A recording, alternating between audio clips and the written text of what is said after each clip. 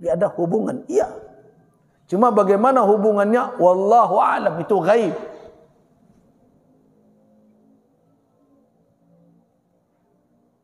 Itu ghaib.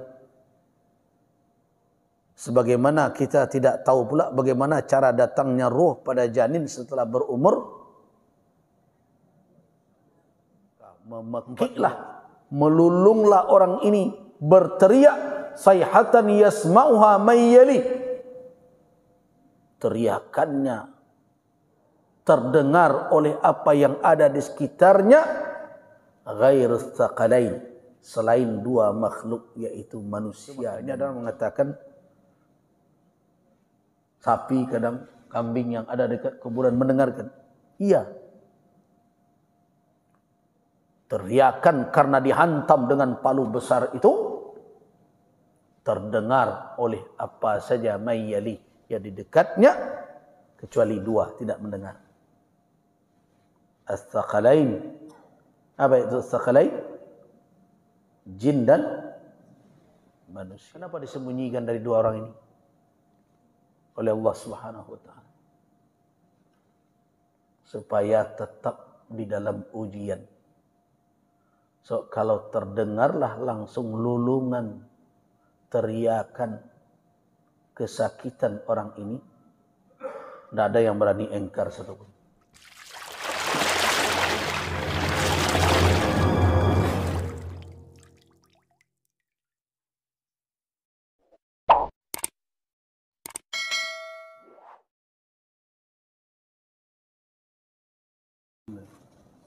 Assalamualaikum warahmatullahi wabarakatuh.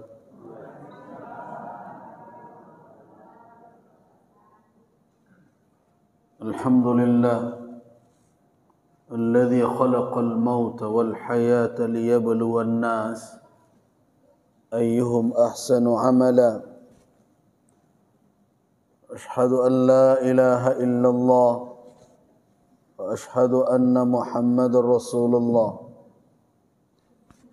Allahumma salli wa sallim ala abdika wa rasulika wa habibika Muhammad ibn Abdullah wa ala alihi wa ashabihi wa mawalah, amma ba'du. Ibadallah,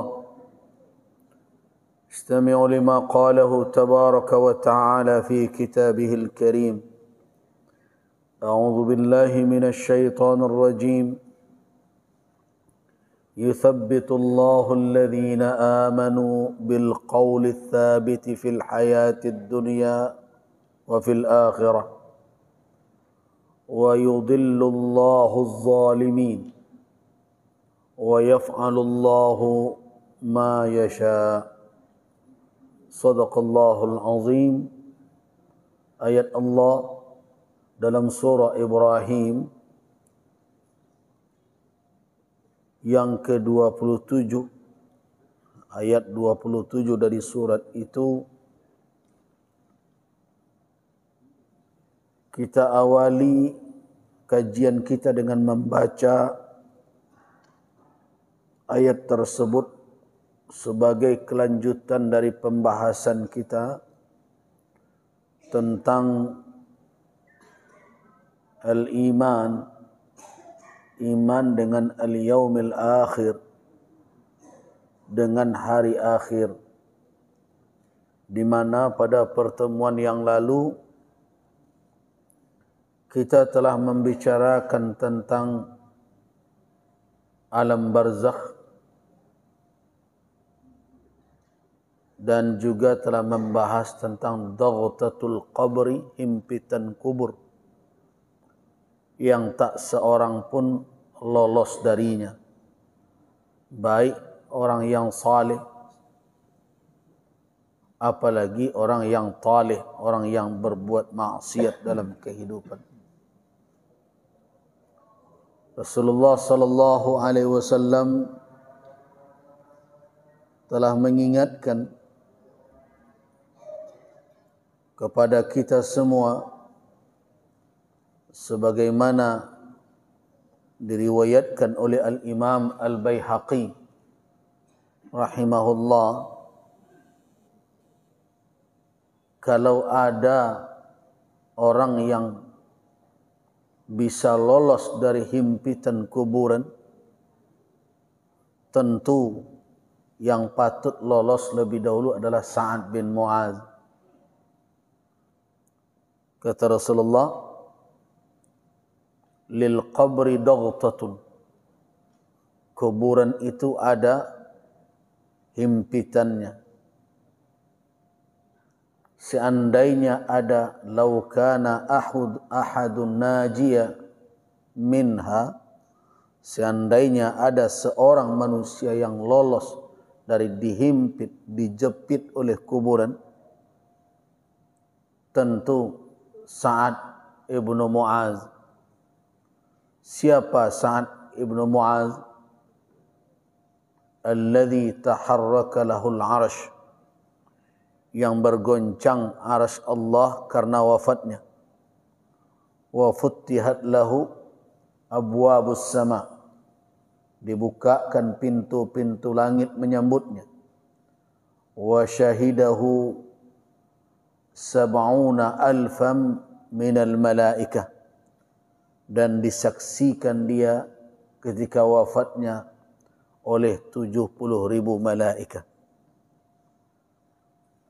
Manusia saleh, sahabat yang mulia dari kalangan Ansar ini, yang wafat dalam keadaan syahid karena urat nadinya terputus dalam peperangan Ahzab. Kemudian dia bermohon kepada Allah Subhanahu wa taala di saat dia dalam dirawat. Rasulullah sallallahu alaihi wasallam mengepung Bani Quraidah. Bani Quraidah adalah salah satu dari suku besar Yahudi. Dia ada 3 suku besar Yahudi di Madinah yang hidup bersama Nabi, yang kemudian Rasulullah membuat perjanjian dengan mereka. Bani Qainuqa, Bani Quraidah, dan Bani An-Nadir. Dia ada 3 suku. Ketiganya masuk di dalam piagam Madinah, berjanji hidup bersama dengan hak dan kewajiban masing-masing yang sudah tertulis dalam piagam itu. Tapi ketiga suku itu berkhianat kepada mitsaq, kepada janji tersebut. Ketika mereka berkhianat, seorang pemimpin harus pandai bersikap tegas. Begitu Rasul. Jadi ketika kita ingin menjaga kebersamaan, apa yang perlu dimiliki oleh pemimpin adalah ketegasan. Tegak dengan keadilan, tegas kepada pelanggaran. Bukan seperti sekarang cara menjaga kebersamaan dengan mengedepankan toleransi yang tidak jelas ujung pangkalnya. Sampai baju pun dibuat, ada baju moderasi.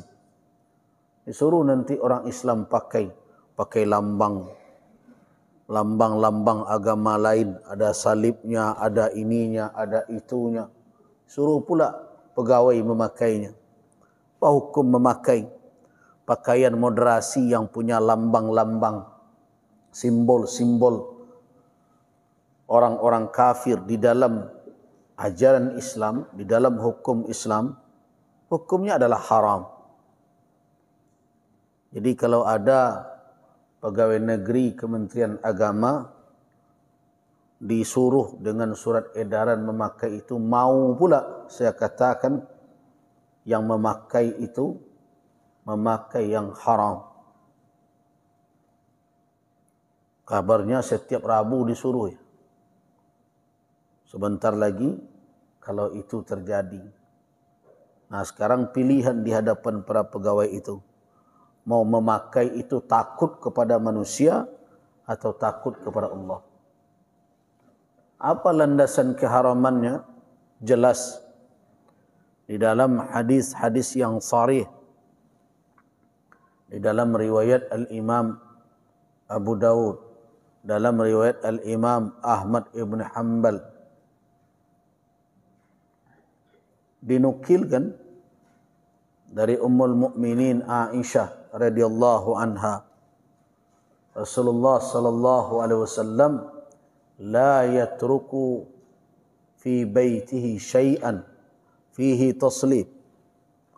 Rasulullah tidak membiarkan apapun di rumahnya kalau ada taslib, ada bentuk-bentuk salib, dan dikiaskan kepadanya apapun simbol-simbol yang bertolak belakang dengan akidah Islamiyah, melainkan Rasulullah apa sikap beliau? Qadabah. Qadabah itu maknanya qata'ah, dipotong oleh Nabi. Nah, karena itu Ummul Mukminin Aisyah radhiyallahu anha pernah suatu kali tawaf atau dalam riwayat sa'i antara Safa dan Marwah, melihat seorang wanita memakai burdan. Burdan ini adalah lapisan luar dari kain seperti jubah yang menutupi tubuh yang dipakai di musim dingin. Fihi taslib, ada padanya lambang salib. Apa kata Ummul Mukminin? Itrahi, lepaskan, singkirkan, buangkan itu pakaian itu. Nah, disitulah Ummul Mukminin mengingatkan, karena Rasulullah idza ra'a, apabila Rasulullah melihat yang seperti ini pada sauban, pada kain, qadabah, dipotong oleh Nabi kain itu. Dan begitu sikap sahabat. Bahkan diriwayatkan Umar bin Al-Khattab radhiyallahu anhu, kalau ada kain-kain yang punya simbol-simbol itu yuharriqu, dibakarnya. Nah, kita dijadikan sebagai baju seragam. Disengaja dibuat. Toleransi cara kemana seperti itu.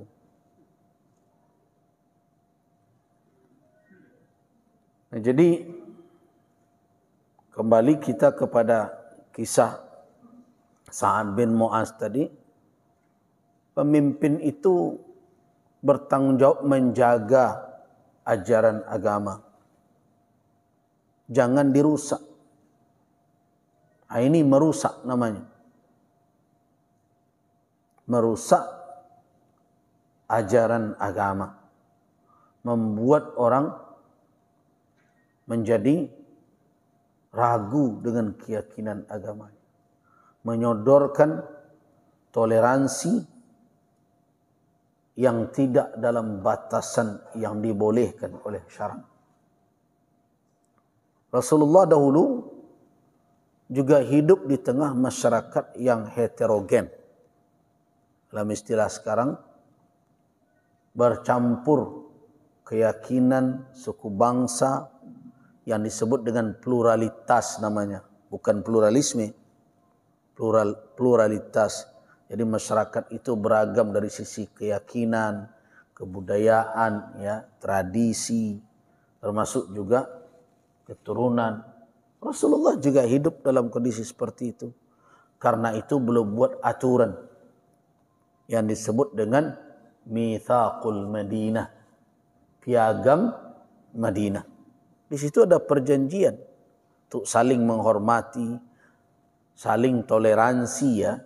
Tapi toleransinya bukan ikut-ikutan, tapi adalah membiarkan dan tidak mengganggu. Biarkan. Nah, jangan diganggu mereka menjalankan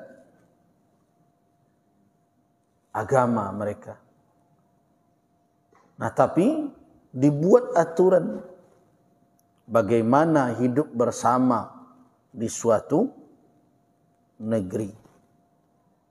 Begitu. Nah, kalau ada yang melanggar dari siapapun, ada ketentuannya. Nah, disitulah ketegasan Rasul. Hari ini tidak. Yang tertuduh radikal umat Islam saja. Nah, yang dipaksakan untuk toleran berbagai macam umat Islam saja. Jadi kalau sudah bicara hal-hal yang negatif, tertuju tuh pandangan kepada kaum muslimin.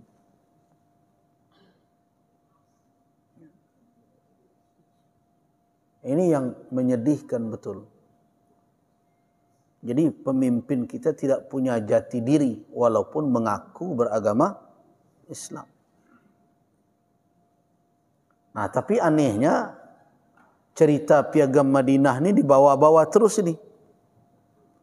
Padahal bagaimana isi piagam itu dan seperti apa implementasinya mereka tidak mengetahui atau pura-pura tidak tahu. Apa akibatnya ketika ketahuan Bani Quraidah? Jadi saya mau cerita sedikit sebelum cerita Sa'ad bin Mu'az ini. Jadi Rasulullah ketika mengetahui bahwa orang-orang Quraisy menghimpun suku-suku di Jazirah Arab untuk menyerang Madinah, itu makanya disebut Ahzab, karena suku-suku itu bersekutu dengan Quraisy. Kalau Hizbun satu kelompok, Ahzab banyak partai, banyak kelompok yang menyatu ingin menyerang Madinah.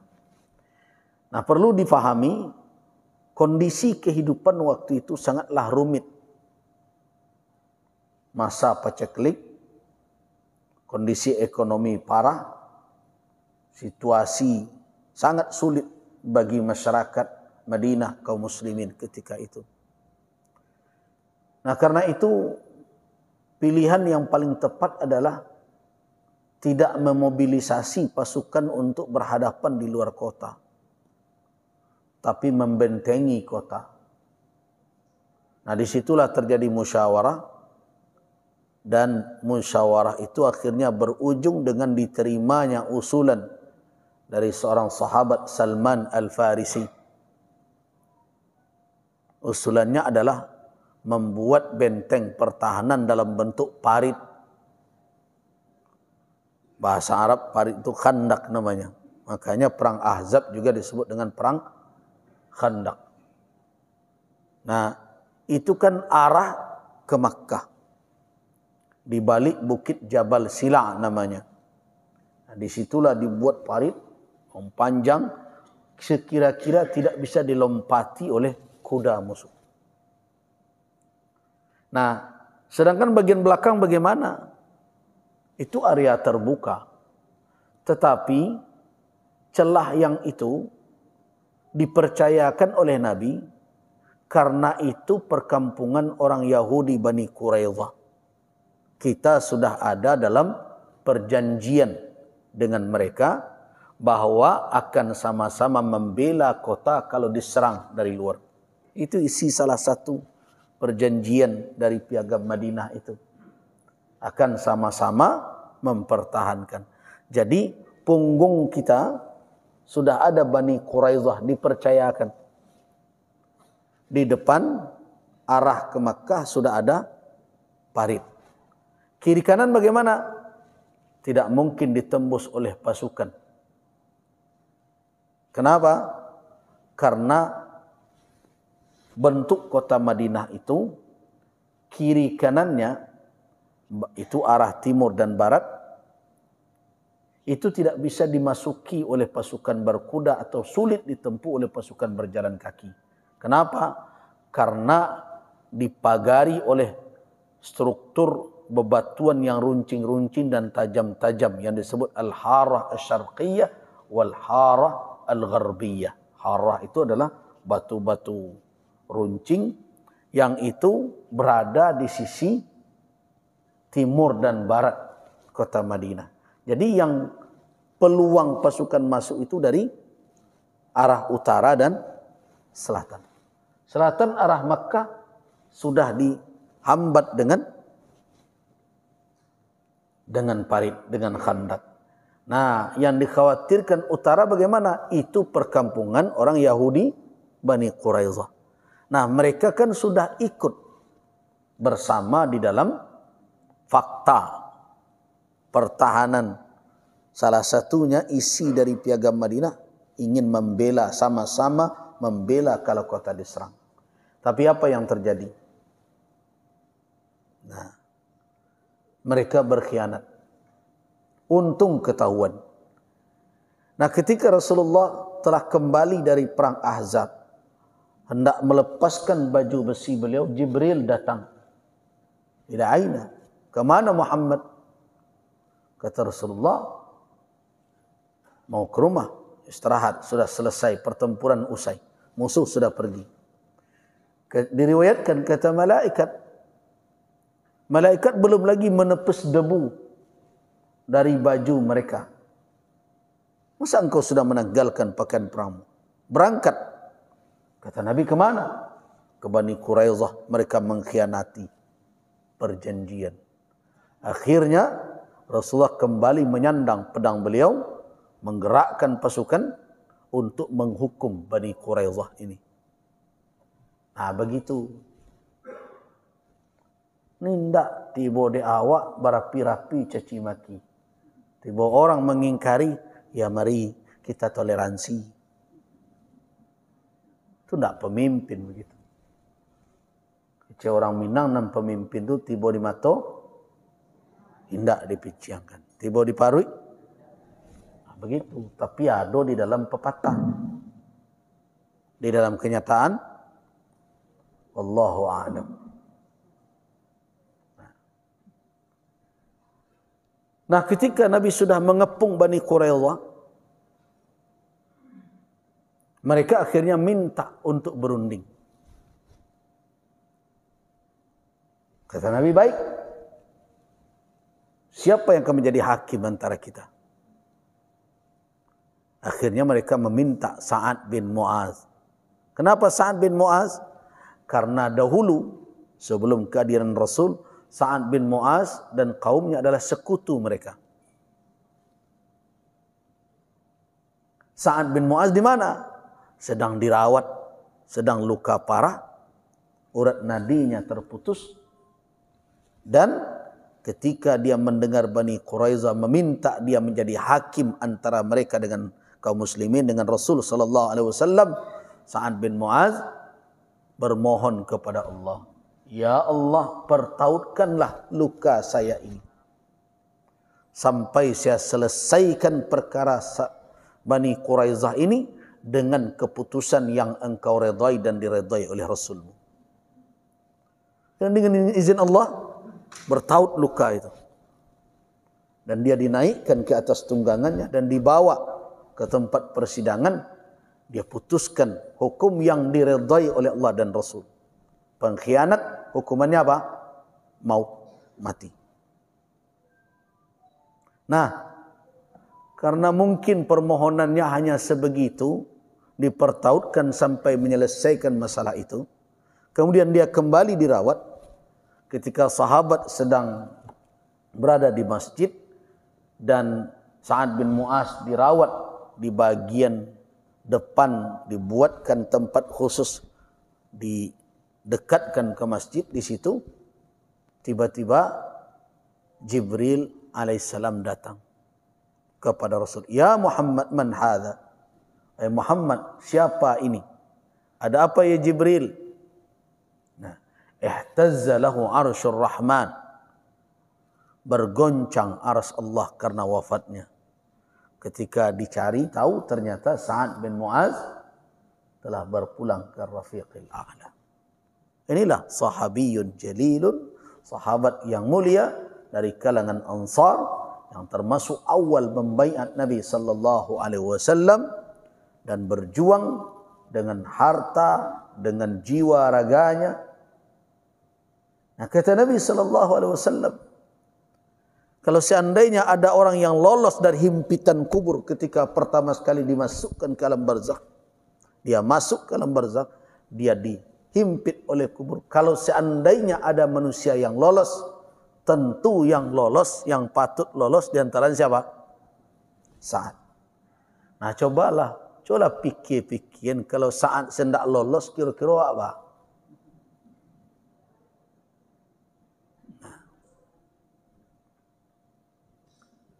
Nah, cuma bedanya adalah ada yang dihimpit terus, Dan ada yang setelah itu dilapangkan.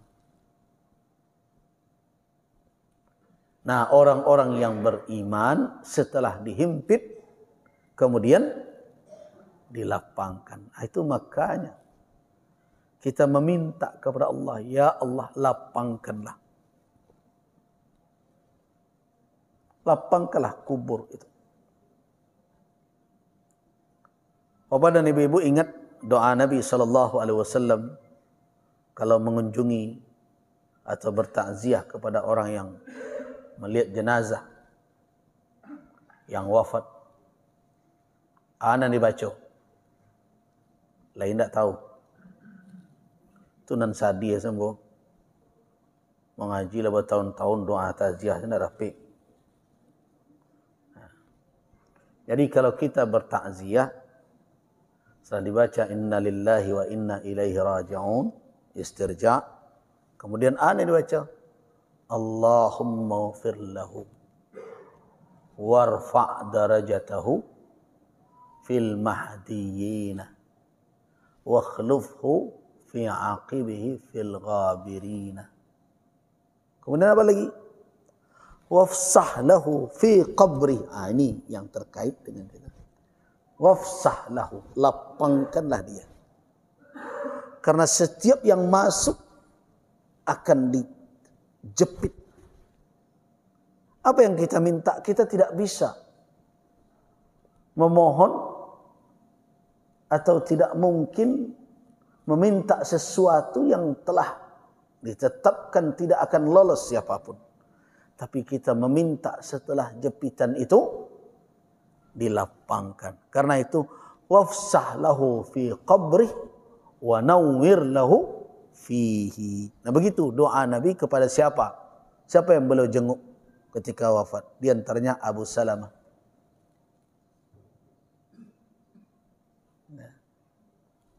Utsman bin Maz'un. Itulah di antara doa yang dibacakan. Kenapa ada kalimat wafsah lahu fi qabri? Lapangkanlah dia di dalam kuburnya. Itu pertanda bahwa siapa saja yang masuk ke alam barzakh, masuk ke alam kubur, akan menerima. Yang pertama apa yang akan dilaluinya adalah himpitan kuburan. Nah, tapi kita berharap orang-orang beriman dan mudah-mudahan kita doakan, kita beramal terus termasuk yang demikian, diselamatkan oleh Allah, dilapangkan setelah itu. Itu makanya salah satu bunyi doa itu kalimat Rasulullah itu wafsah lahu. Rasulullah mengunjungi jenazah yang baru wafat, terlihat matanya melihat ke atas seperti terbeliak ya. Orang awak kalau mencalik muda itu, itulah bergunjang lah tu. Ya mati sasik celiklah matanya. Lontan tu. Jadi awak aku main takut-takut saja, nandak urusan, nandak mengerti, awak bantu orang faham. Jadi mata kalau terbeliak belum tentu orang itu mati sesat. Sahabat ada yang demikian, kemudian ditutup matanya oleh Rasulullah sallallahu alaihi wasallam. Dan beliau berkata, "Innar ruha idza qubidat." Sesungguhnya ruh apabila diambil, tabi'ahul basar, diiringi oleh penglihatan mata. Jadi itu yang membuat matanya itu terbelalak. Karena terlihat olehnya. Bisa tampaklah. Bisa. Dalam kondisi nazak dan sakaratul maut tersebut. Jadi bapak dan ibu-ibu, ketika orang akan meninggal, terlihat olehnya hal-hal yang tidak terlihat oleh kita. Itu yang perlu diingat. Orang biasa mungkin tidak melihat. Tetapi orang yang sedang sakaratul maut melihatnya. Kalau kita membaca kitab Al-Imam Ibn Qayyim rahimahullah, kitab Ar-Ruh. Judul kitabnya Ar-Ruh, karangan Ibn Qayyim Al-Jauziyah. Ada riwayat dari Al-Barra Ibn Azib bagaimana situasi sebelum wafat. Siapa yang memberitakan? Tentu Rasulullah sallallahu alaihi wasallam di dalam riwayat itu. Kata Barra bin Azib, ini supaya kita mengetahui ya. Karena kalau dari pengalaman susah ditanya, karena tidak ada yang berpengalaman seorang pun. Nah, ini perkara gaib yang bisa kita ketahui dari khabar yang sahih. Hadis ini masyhur, disahihkan oleh sekelompok para hufaz dan tidak ada dicela oleh orang riwayat dari hadis ini. Nah, kata Barra bin Azib, kunna fi janazati rajulin minal ansar. Pada suatu kali kami pernah sedang melayat jenazah seorang laki-laki dari kalangan Ansar. Wa ma'ana Rasulullah, bersama kami ada Rasulullah sallallahu alaihi wasallam. Kemudian faqal, Rasulullah bersabda, annal mu'mina idza ihtadar, seorang yang beriman apabila ihtadar sedang sakarat, mendekat kematiannya, atahu malakul mauti fi ahsani suratin wa atyabihi rihan. Jadi kalau orang beriman ya, garis bawahi Bapak dan Ibu, orang beriman kalau saatnya dia sedang muhtadir, sedang sakaratul maut, sudah hampir kematiannya, datanglah malaikat maut kepadanya dalam surah atau dalam rupa yang sangat gagah, rupa yang sangat indah. Kemudian wa atyabihi rihan, dan sangat harum. Ini kalau orang beriman, malaikat maut datang dalam rupa yang bagus, enak dipandang mata, yang terlihat oleh orang yang sedang sakarat. Dan wa atyabihi riha, dengan bau yang sangat harum. Fajalasa inda. Nah, dan duduk di sampingnya. Untuk apa duduk? Liqabdi ruhihi, untuk mengambil nyawa orang yang beriman tadi.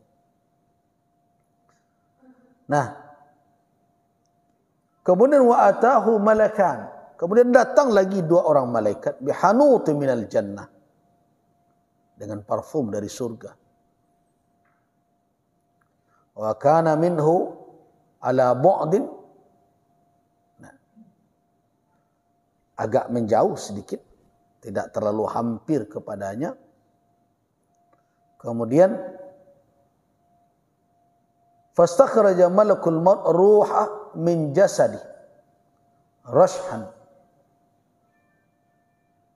fa idza sarat ila malakil maut ibtadarha al malakan. Kemudian diambillah oleh malakul maut ruhnya, ditarik keluar dari jasadnya rashhan, dengan cara yang lembut dan pelan. Apabila ruh tadi telah keluar dan sudah bersama dengan malakul maut, dua orang malaikat yang datang kemudian tadi segera melumurinya dengan zat dari surga tadi, dengan harum-haruman tadi, dan kemudian mengafaninya dengan kafan dari surga.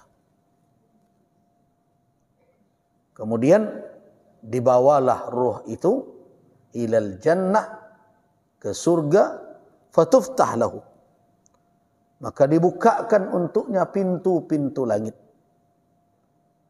dan dia diberikan berita gembira oleh malaikat.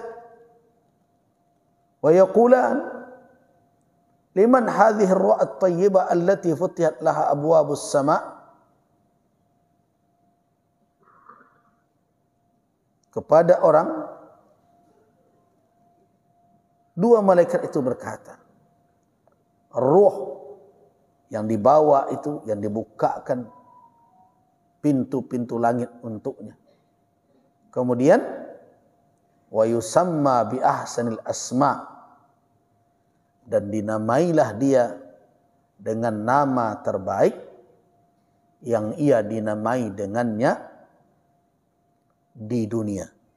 Jadi kalau ada orang cerita sebelumnya nama-nama ruh dan berbagai macam, nah dari sinilah dijabar-jabarkan. Cuma kadang-kadang masuklah berbagai macam cerita dan pandangan si fulan dan berbagai macam. Nah kemudian berikutnya, fayuqal hadhihi ruh fulan, ini adalah ruh si anu. Ya, ruh si anu dengan nama yang dinamakan dia di dunia. Nah karena itu, kalau memberi nama, berilah nama anak kita dengan nama yang terbaik. Jangan nama yang buruk. Jangan mentang-mentang bertemu kalimatnya dalam Quran, diberi nama anak. Akhirnya dikasih nama, Bako, nama anak Jahannam. Gitu. Kenapa Jahannam namanya? Ada dalam Quran, dia bilang.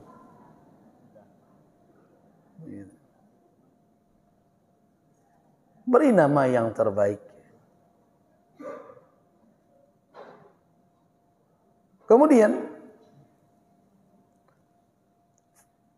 fa'idha sa'ada, apabila dia naik ke langit, roh tadi, syayyaha muqarribu kulli sama'in hatta tuḍa' baina yadillah indal arsh.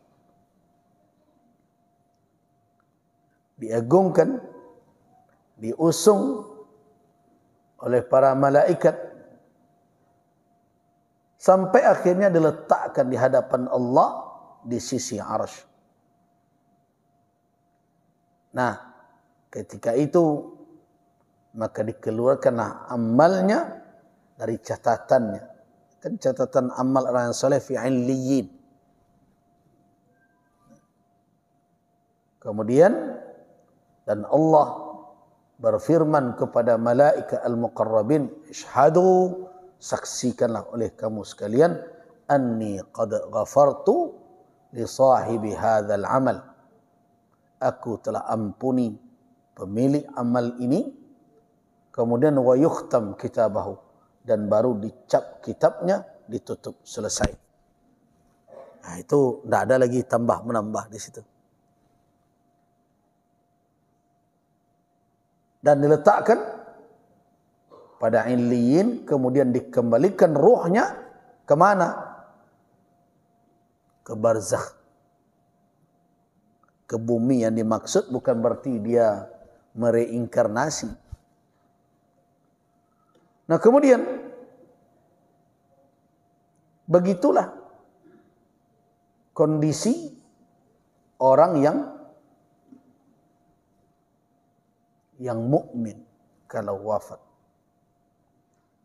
Tapi bagaimana kalau orang yang kafir? Orang yang kafir kalau wafat, datang malakul maut dalam bentuk rupa yang sangat mengerikan, menakutkan. Kemudian datang malaikat dengan rupa yang menakutkan, membawa lumuran dari neraka, bau yang sangat menjijikkan, dan kafan dari neraka. Ketika malakul maut mencabut nyawa, nyawa itu berpegang erat ke jasadnya, tidak mau meninggalkannya. Akhirnya ditarik dengan keras, diibaratkan di dalam riwayat bagaikan pohon kayu berduri yang dibalut dengan kain berbulu, melekat, kemudian ditarik dengan kuat sehingga lepas, terasa semuanya begitu sakit. Jadi walaupun orang-orang yang beriman tetap tidak lolos juga dari sakratul maut. Tetapi Allah Subhanahu wa taala memberikan kemudahan bagi. Kenapa? Karena orang-orang yang beriman rindu bertemu dengan Rabb. Tapi orang-orang kafir tidak mau meninggalkan jasadnya. Nah, itulah yang akhirnya berakibat sulitnya dia menghadapi kematian. Nah, wahai kaum muslimin, ternyata dalam proses sebelum masuk ke barzakh itu ada hal-hal yang tidak bisa kita hindari. Sakaratul maut dan himpitan kubur. Walaupun mukmin. Nah, karena itu apa yang patut kita persiapkan diri adalah amal salih dan bermohon kepada Allah agar Allah yuhawwin, memudahkan, wa yafsah, dan melapangkan. Makanya kan ada doa yang Bapak dan Ibu mungkin banyak juga yang hafal. Allahumma hawwin alaina fi sakaratil maut. Hawwin, cuma itu yang kita. Tapi bisakah kita tidak merasakannya? Lolos atau terhindar total dari sakarat? Rasulullah saja tidak. Apalagi kita. Nah, kita minta kepada Allah agar kalau tiba saat itu Allah yuhawwin, memudahkan. Dagatatul qabr, himpitan kuburan, bisakah lolos? Kata Nabi, "Lau kana ahadun najiyan minha", seandainya ada seorang yang lolos darinya, Sa'ad bin Mu'adz, tentu lolos. Nah, karena itu apa yang kita minta? Karena begitu kabar yang sampai, lapangkanlah ya Allah setelah itu. Itu makanya jadi doa-doa yang kita lantunkan itu, yang kita minta itu punya makna. Bersandar kepada apa? Kepada i'tikad, kepada akidah. Nah, kalau kita sudah tahu hal itu, nanti ketika kita berdoa, Allahumma hawwin alaina, hadirlah keyakinan itu. Ya Allah, sakaratul maut itu akan dilalui oleh siapapun. Rasulmu pun merasakannya. Apalagi aku hamba yang lemah ini, yang kurang amal, yang banyak maksiat, yang sedikit ibadah, tentu tidak akan lolos dari itu. Tapi ya Allah, mohon hawwin alaina, mudahkanlah bagi kami fi sakaratil maut wan najata minan nar wal afwa indal hisab. Nah, mungkin tentu dari kabar ini kita tahu bahwa seluruh orang akan melalui dagtatul qabr, himpitan kuburan. Apa yang kita minta?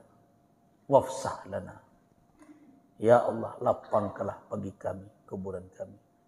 Ketika kita menghadiri atau melayat jenazah, bertakziah, makanya salah satu doa yang kita ucapkan permintaan kita kepada Allah, wafsah lahu fi qabri wa nawwir lahu fi.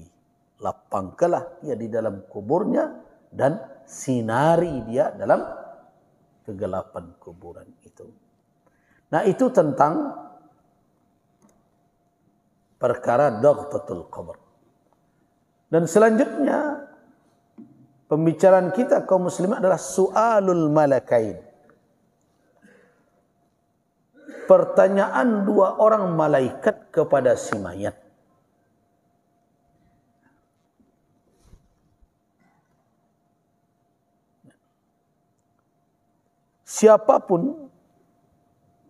Siapapun dari manusia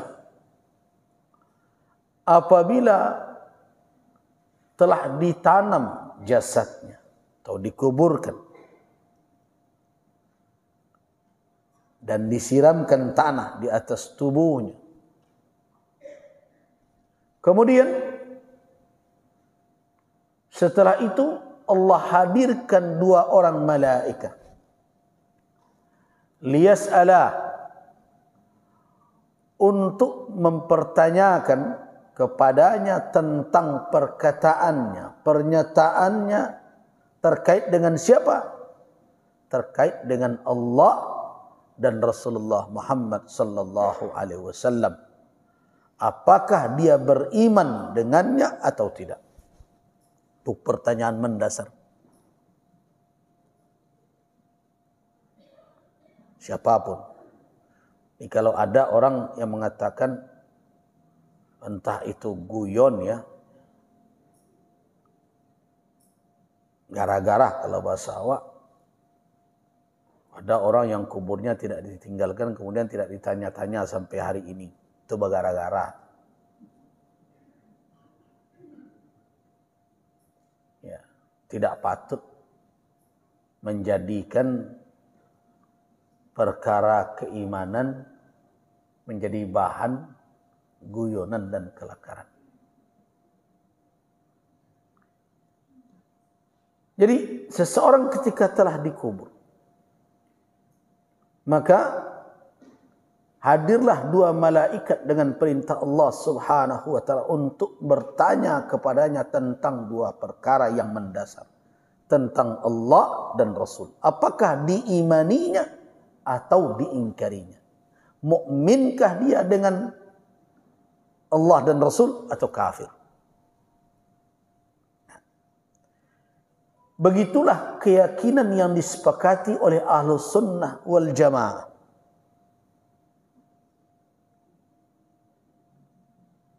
Tidak ada ikhtilaf ulama Ahlus Sunnah wal Jamaah bahwa pertanyaan malaikat di dalam alam barzakh, di alam kubur itu hak adanya, benar adanya. Dan itu akan dilalui oleh seluruh orang mukallaf. Baik muslim maupun kafir. Yang tidak akan mengalami itu hanya ghairul mukallafin, yang tidak mukallaf itu tidak akan melalui. Karena bagi mereka tidak ada pertanggungjawaban. Siapa itu? As-sibyan wal majanin. Anak-anak kecil yang belum balik berakal dan orang-orang yang tidak punya akal. Beko calik diri di rumah, masuk 2 kelompok tu atau enggak? Kalau enggak berarti tidak akan lolos.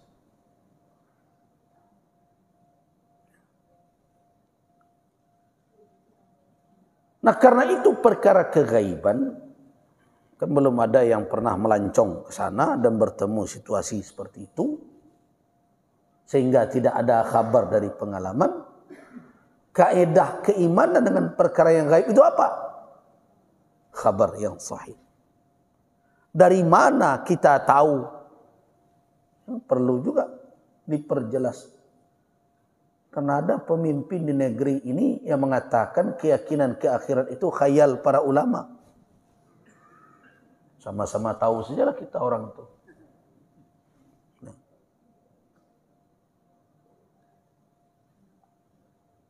Ulama menyampaikan itu berdasarkan kepada khabar yang sahih dan yakin.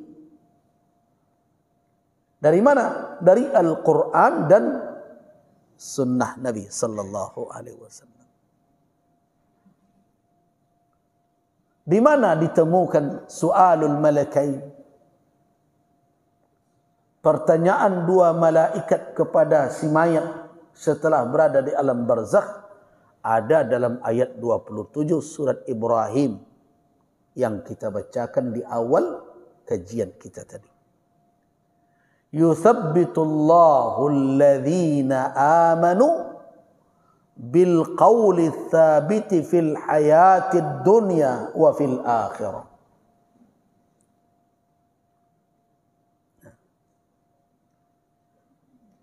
Yuthabbitullah, Allah meneguhkan orang-orang yang beriman dengan perkataan yang kokoh, al-qaul tsabit, dengan perkataan yang kokoh. Di mana? Di dalam kehidupan dunia dan di akhirat. Wa yudhillullahu az-zalimin. Dan Allah Subhanahu wa taala membukakan atau membiarkan orang-orang zalim menempuh jalan kesesatan.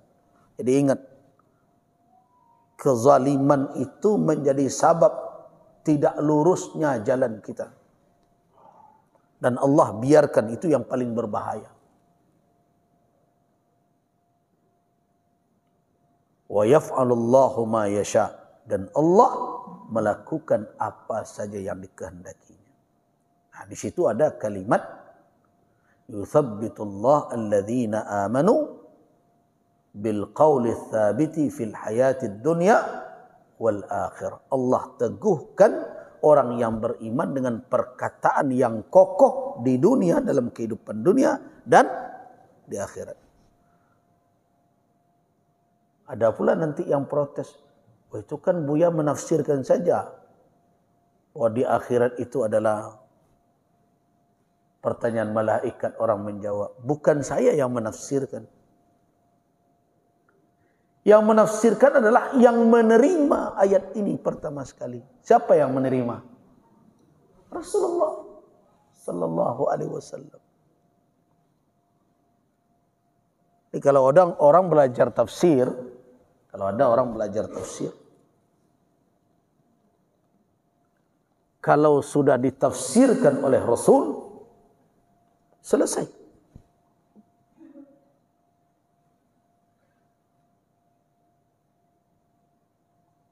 Beliaulah yang paling berhak menafsirkan, bukan kita.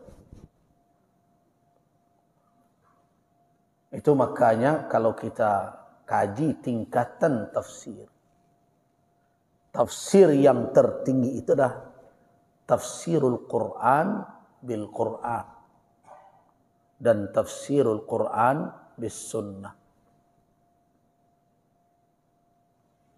Tafsir Al-Quran dengan Al-Quran dan tafsir Al-Quran dengan sunnah.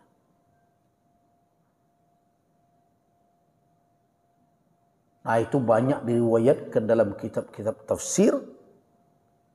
Penafsiran terhadap Al-Quran itu baik tafsir Al-Quran dengan Al-Quran maupun tafsir Al-Quran dengan sunnah Nabi. Nah, itu yang dikenal dengan tafsir bil ma'thur namanya. Dan itu lebih tinggi kedudukannya daripada tafsir dengan ijtihad, bil ra'i, dengan nalar.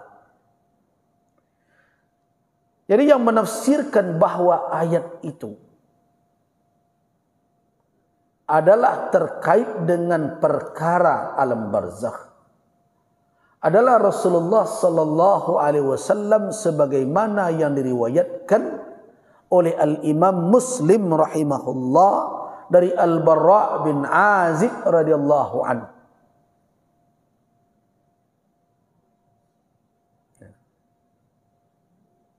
Rasulullah yang menjelaskan. Qala yuthabbitullah alladhina amanu bil qawli tsabit. Qala, ayat itu nuzilat fi adzabil qabr.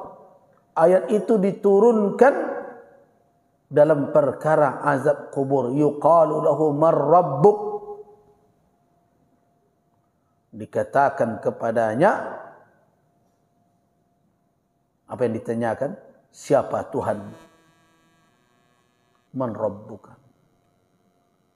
Fayaqul rabbi Allah. Nabi Muhammad sallallahu alaihi wasallam. Maka seorang hamba itu, orang beriman akan menjawab, Rabbi Allah Tuhanku Allah, Nabiku Muhammad. Nah, itulah yang dimaksud oleh firman Allah, yuthabbitullah alladhina amanu, ayat 27 surah Ibrahim itu.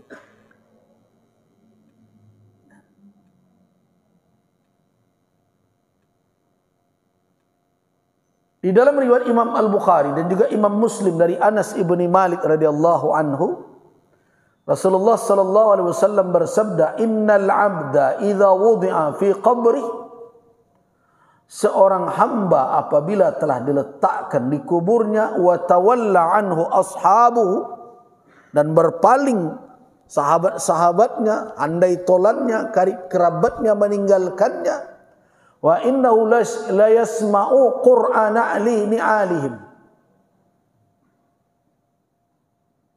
si mayat itu mendengarkan bunyi hentakan sendal orang yang pergi itu. Itu pertanda Allah Subhanahu wa taala menghubungkan antara barzakh dengan kubur. Dia ada hubungan, iya. Cuma bagaimana hubungannya, wallahu a'lam, itu ghaib.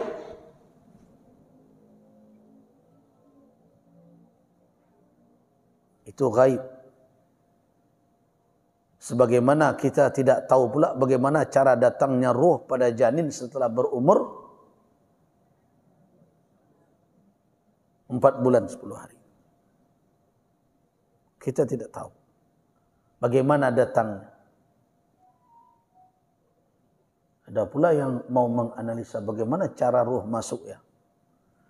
Kita tidak katakan bahwa dia masuk ke dalam jasad atau apa, tapi ada hubungan. Dan bagaimana hubungannya, keberadaannya, wallahu a'lam, sebagaimana kita tidak tahu bagaimana tibanya ruh kepada janin yang ada di rahim wanita yang semulanya hanya gumpalan darah dan daging, kemudian tiba-tiba memiliki kehidupan, wa nafakha fihi min ruhihi. Nah, itulah Allah Subhanahu wa taala. Yaf'alu ma yasha, melakukan apa saja yang dikehendakinya, dan tidak ada seorang pun bisa menghambat, dan tidak semua apa yang diperbuat oleh Allah itu terjangkau oleh analisa manusia.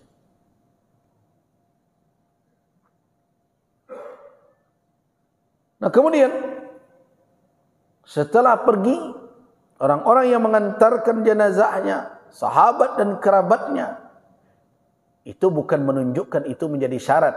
Jadi kalau ada orang tak pergi-pergi itu, malaikat terhalang pula untuk datang.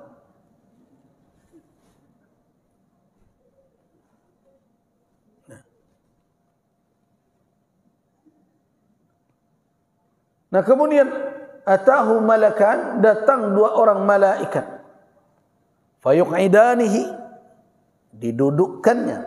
Di mana? Di alam barzakh. Jangan terlalu pusing memikirkan sesampai itu banyak duduk. Karena yang kita bayangkan liang lahat. Yang dibicarakan bukan perkara liang lahat, tapi alam barzakh, alam kubur.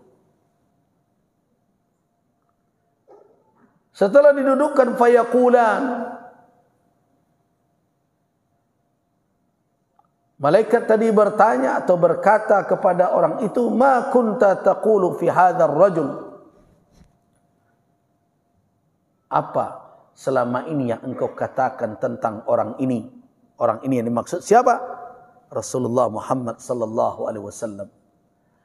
Fa ammal mu'min, orang yang beriman akan menjawab, asyhadu annahu abdullah wa rasuluh, aku bersaksi bahwa dia ini adalah hamba Allah dan Rasulnya. Tidak usah diperjelas lagi ya. Bantuannya Nabi datang atau foto 3 kelampik di celian. Kan ada pula yang sampai ke situ berfikirnya tuh. Apakah bayangan Nabi yang tiba, atau dibuat pula seperti layar infokus datang? Itu ukuran-ukuran duniawi Dan tidak bisa kita jadikan sebagai ukuran untuk menggambarkan masa itu. Yang jelas ada pertanyaan, madza taqul? Madza kunta taqul? Apa yang selama ini engkau katakan fi hadzal rajul, tentang orang ini? Wallahu a'lam, bagaimana kehadiran wajah Rasulullah kah, atau diberitahukan seperti apa? Wallahu a'lam. Pertanyaan yang sampai seperti itu, kabar yang datang, kita percayai itu. Orang yang beriman akan berkata, asyhadu, aku bersaksi, annahu Abdullah wa rasuluh, bahwa dia adalah hamba Allah dan Rasul. Fayuqal, setelah orang beriman menjawab demikian, maka dikatakan kepadanya, unzur maq'adaka minan nar, qad abdalaka Allahu bihi maq'adan minal jannah. Lihat, tempat duduk di neraka telah digantikan oleh Allah dengan tempat duduk dari surga. Artinya posisimu. Jadi setiap manusia ada jatahnya, jatah kaplingnya di neraka, jatah kaplingnya di surga. Nah, kira-kira nanti mau milih yang mana? Itu tergantung DP-nya surang-surang.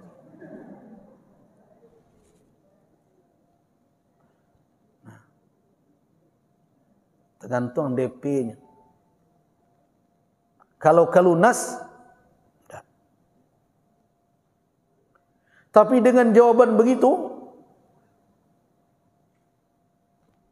gambaran tentang tempat duduknya dari neraka dihilangkan dan diganti tempat duduknya dari surga. Qad abdalakallah, Allah telah menggantikan untuk engkau dengannya, dengan jawabanmu, dengan keyakinanmu, dengan perkataanmu selama ini. Nah, ini yang perlu diingat. Madza kunta. Nah. Ma kunta, apa yang selama ini. Jadi jangan dikatakan tiba-tiba saja pandai menjawab. Yang ditanyakan bukan yang ketika itu. Ma kunta taqul. Apa yang selama ini engkau katakan. Karena itu selama di dunia, tasbitkan, kokohkan kalimat tauhid itu di dalam diri. Itu makanya dalam ayat itu, yusabbitullah alladzina amanu bil qawli tsabiti fil hayatid dunya wal akhirah. Dalam kehidupan dunia dan di akhirat. Jadi tidak bisa dibocorkan jawabannya sesudahnya mati. Dia contekan baca kau kaya.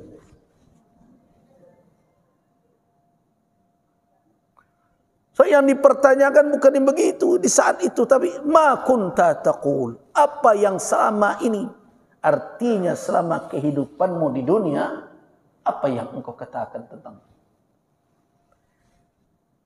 Nah, berarti teguhnya menjawab di alam barzakh sangat bergantung dengan kekokohan kalimat itu di dalam hati, di dalam kehidupan dunia. Nah, itu makanya saya mengajak kaum muslimin agar memperkokoh kalimat tauhid itu.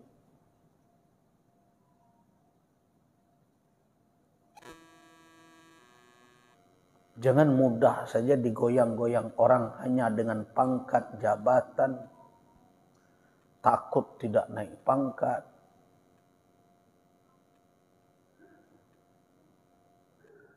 Takut tidak dapat jatah. Berusahalah terus untuk mengokohkan kalimat itu.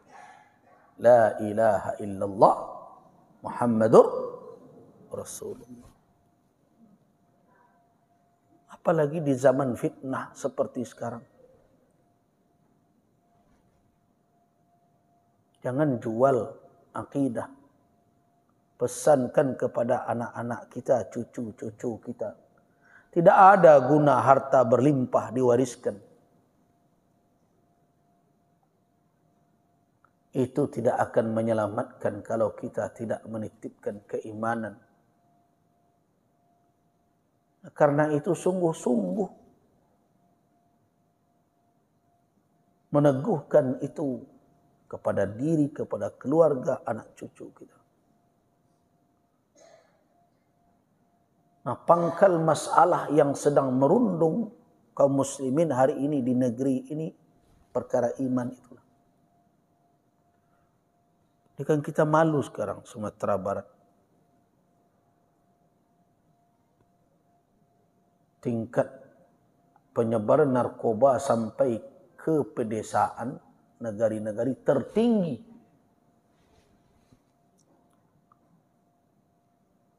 Tertinggi. Saya mendapatkan kiriman dari mana? Tertinggi. Iya, saya sudah tahu, diberitahu dahulu oleh BNNP, Badan Narkotika Nasional Provinsi. Buya, ini semakin marak. Semakin menjadi-jadi. Bagaimana kondisinya, Pak? Menurun. Menurun bagaimana? Menurun umur pencandunya. Bukan menurun jumlah pencandunya. Umurnya menurun.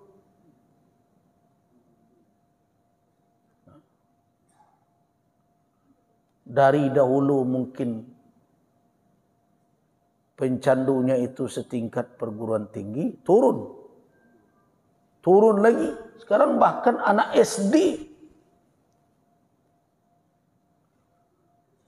Dan menurun pula penyebarannya dari kota ke kampung-kampung.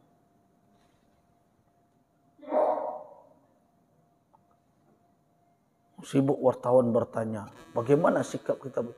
Tidak ada yang bisa dilakukan selain dari penegakan hukum, kemudian memotong mata rantai jaringan penyebaran mereka. Tetapi dari semua itu tidak akan efektif kalau daya tahan tidak dibangun oleh umat di tengah keluarganya, di tengah masyarakat terkecil. Mata aparat terbatas. Berapa orang jumlah Satpol PP? Berapa orang jumlah aparat kepolisian atau lembaga-lembaga yang melakukan gerakan anti narkoba itu? Jumlah terbatas. Itu kalau semuanya terjun, bagaimana kalau ada pula sebagian yang membackup di belakang, mendapat untung dari itu? Bertambah parah.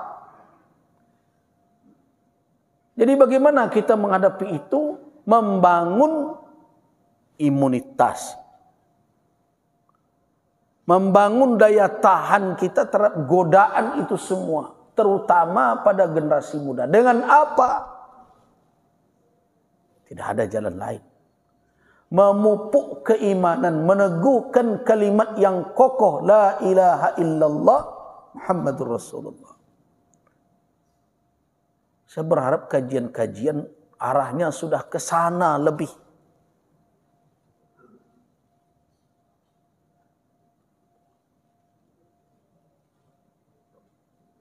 Sudah mengarah kepada ilmu tentang madarrah, manfaat, tentang masa depan, tentang nasib umat, generasi yang akan memikul tanggung jawab. Kalau tetap seperti ini, tidak peduli, tasarah apa yang terjadi, saya khawatir kita akan mengalami lost generation, generasi yang hilang. Siapa yang akan memikul tanggung jawab untuk kejayaan bangsa negara, yang akan memikul amanah dakwah?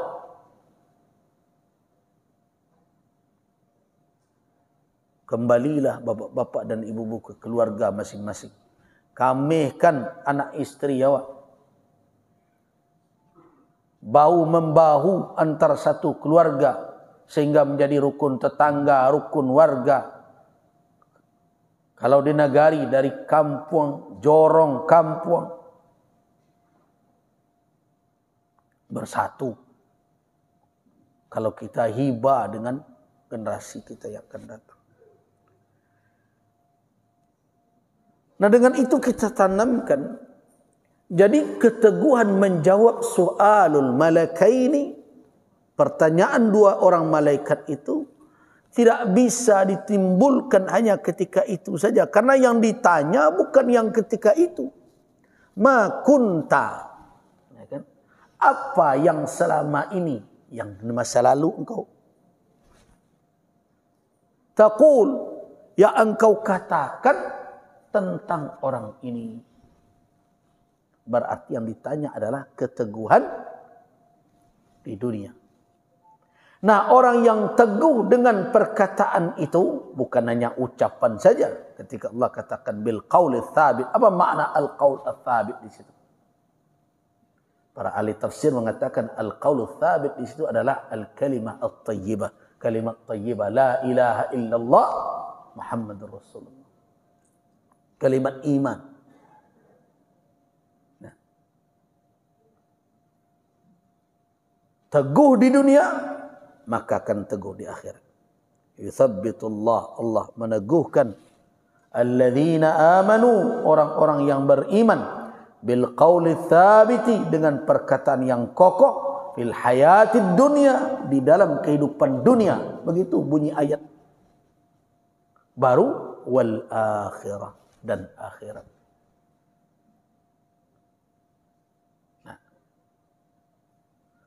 Sedangkan orang yang di dunianya munafik, kafir, dia ucapkan dengan kalimatnya kalimat tauhid, dengan lidahnya kalimat tauhid, tapi diingkarinya di dalam kalbunya. Atau orang yang mengingkarinya baik dengan lisannya, apalagi dengan kalbunya. Orang munafik dan orang kafir, ketika ditanyakan kepadanya, ma kunta taqulu fi hadzal rajul, apa yang selama ini engkau katakan tentang orang ini? Fayaqul la adri, apa jawabannya? Walaupun dia berpangkat, walaupun dia bergelar, walaupun bersekolah tinggi, berpendidikan hebat, tapi ketika itu dia akan berkata, la adri, saya tidak tahu. Kuntu aqulu ma yaquluhun nas, aku hanya ikut-ikut orang saja dahulu. Hati-hati.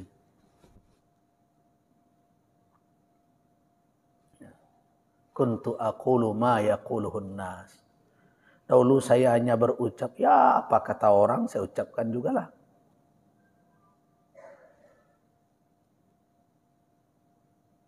Nah, ketika manusia itu la daraita wa la talait, tampaknya engkau tidak punya dirayah, tidak mau berilmu, tidak tahu, tidak mau membaca, tidak mau. Kesempatan ada, tapi tidak mau menjangkau itu. Akhirnya, wa yudrabu bimatariki min hadidin.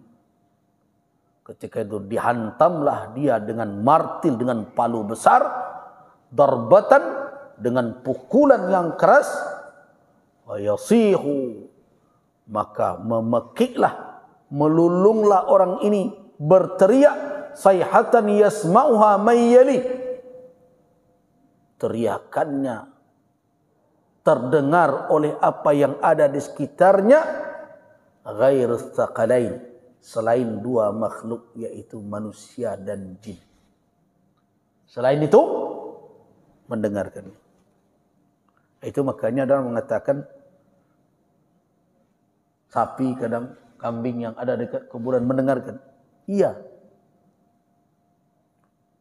Teriakan karena dihantam dengan palu besar itu terdengar oleh apa saja mayyali, yang di dekatnya, kecuali dua tidak mendengar. As-tsaqalain. Apa itu as-tsaqalain?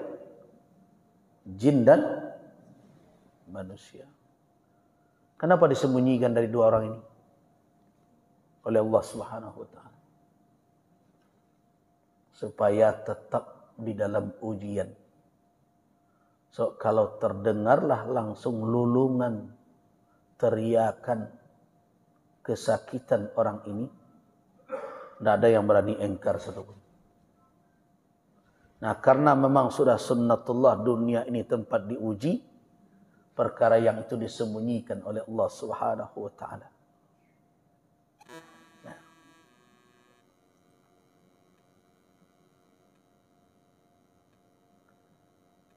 Nah, dua malaikat itulah yang disebut dengan al-munkar. Satu namanya, yang satu apa? Nakir. Munkar bukan mungkar nangkir. Munkar nakir. Di mana ditemukan nama itu? Jangan dicari di capil nak ketemu. Dicari di dalam riwayat Imam At-Tirmidzi rahimahullah dari Abi Hurairah, Rasulullah sallallahu alaihi wasallam bersabda, "Idza qubiral mayyitu," apabila mayat dikuburkan, "atahu malakan," datang dua orang malaikat. Bentuk rupa mungkar dan nakir bagaimana? Menakutkan. Aswadan, azraqan. Aswadan, azraq. Hitam seperti kebiru-biruan, pekat, legam. Yuqal li ahadihima, dikatakan salah seorangnya disebut al-munkar, wal akhar an-nakir. Jadi nama munkar dan nakir itu bukan nama pemberian orang, tapi nama yang dikhabarkan oleh Rasul sallallahu alaihi wasallam. Nah, karena itulah makanya apabila selesai menguburkan jenazah, berdirilah sejenak di sekitarnya, dan itu tidak bid'ah itu. Berdirilah sejenak di dekat kubur itu dan mintakanlah ampun untuk jenazah yang telah kita kuburkan itu. Sebagaimana yang diriwayatkan oleh Al-Imam Abu Dawud rahimahullah dari Utsman ibn Affan radhiyallahu anhu, Nabi sallallahu alaihi wasallam apabila selesai menguburkan mayat, waqafa alaih, berdiri di pinggirnya. Kemudian beliau berkata kepada para sahabat, memberikan nasihat, istaghfiru li akhikum, mintakanlah ampunan untuk saudara kamu sekalian, wasalu lahu bitasbih, mintakan kepada Allah agar dikokohkan, diteguhkan dia. Fa innahul an yus'al, dia sekarang akan ditanya. Itulah. Jadi dengan dalil-dalil dari Al-Quran dan Sunnah tadi, masih akan sangsi dan ragukah kita bahwa ada pertanyaan dua malaikat di alam barzah, di alam kubur? Kalau kita iman dengan kebenaran Al-Quran, iman dengan kebenaran yang dibawa oleh Rasul sallallahu alaihi wasallam, maka jelas di dalam keyakinan kita, kita yakini bahwa su'alul malakain, pertanyaan dua malaikat, baik munkar maupun nakir, di alam barzah setelah manusia dikuburkan adalah hak adanya, benar, tidak ada ragu padanya. Aman nabi wa saddaqna, kita imani dan kita percayai. Allahu a'lam. Banyak hal-hal yang diada-adakan kemudian, dan ada hal-hal yang memang berlandaskan kepada dalil-dalil syarak. Tapi tentu tidak bisa dalam waktu. Mungkin salah satu yang harus kita biasakan adalah mengkaji itu ada bab-babnya tersendiri. Tapi kita kan pengen ulama itu menjawab juga walaupun kesasak. Akhirnya jawaban itu bukannya menimbulkan keyakinan, malah menimbulkan polemik. Sama nanti akan banyak lagi pertanyaannya. Apakah misalnya ketika akan menguburkan diiringi dengan azan, apa dalilnya? Kemudian apakah bukan hanya berdiri saja, ada nak membuat tenda ke 3 hari di situ, bagaimana dasarnya? Nanti kan banyak nanti jadinya. Itu tidak selesai pengajian, orang disangka menunggu Allah kan. Jadi begini, ada mungkin saatnya kita harus kaji lagi. Sebenarnya kajian yang saya cuma kan waktu kita. Sebenarnya ada beberapa daerah saya bagi-bagi kajian. Di sini kajian akidah tauhid. Kalau di Payakumbuh biasanya saya mengaji tentang masalah itu, tentang bab al-janaiz atau kitab al-janaiz, tentang kitab jenazah namanya. Sudah lama juga terhenti nih semenjak saya operasi mata. Kemudian kalau di surau memang agak banyak ragamnya, ada tafsir, ada akidah, ada sirah nabawiyah, ada fikih ibadah. Dan dulu juga ada di surau juga ada fikih nisa namanya, fikih wanita.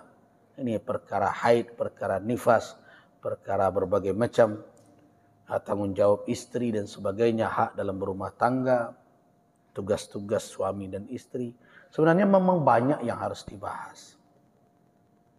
Tapi yang perlu dahulu adalah saya bersyukur ditanyakan itu, terima kasih.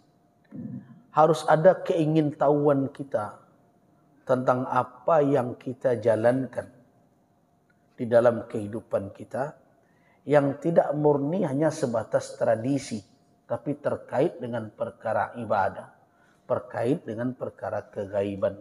Kalau sudah bicara azan itu dan bukan hanya tradisi lagi, itu sudah perkara ibadah.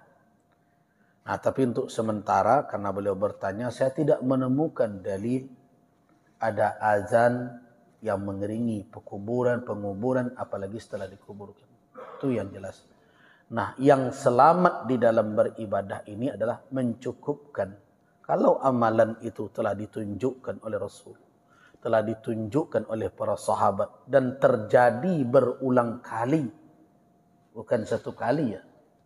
Kan orang meninggal di masa Nabi kan tidak sekali. Berulang kali.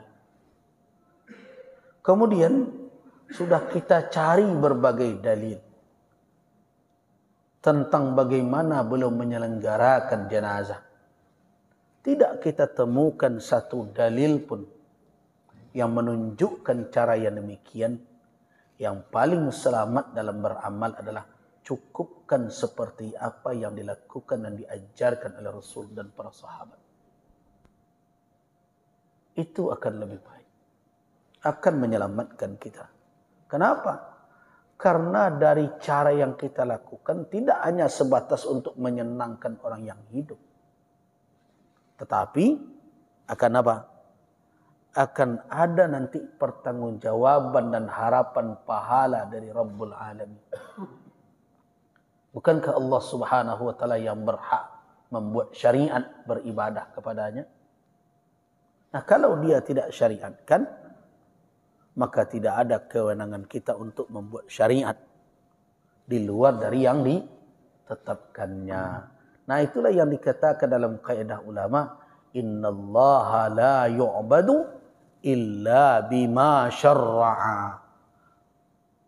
Innallaha, sesungguhnya Allah, la yu'badu, tidak disembah illa kecuali bima, dengan apa, syarra'a, yang dia syariatkan. Allahu a'lam. Kita cukupkan sampai di sini. Banyak maaf, saya akan ke Batu Sangkar karena ada acara jam 4. Waffaqanallahu wa iyyakum lima yuhibbu wa yarda. Wabillahi taufiq wal hidayah. Wassalamualaikum warahmatullahi wabarakatuh.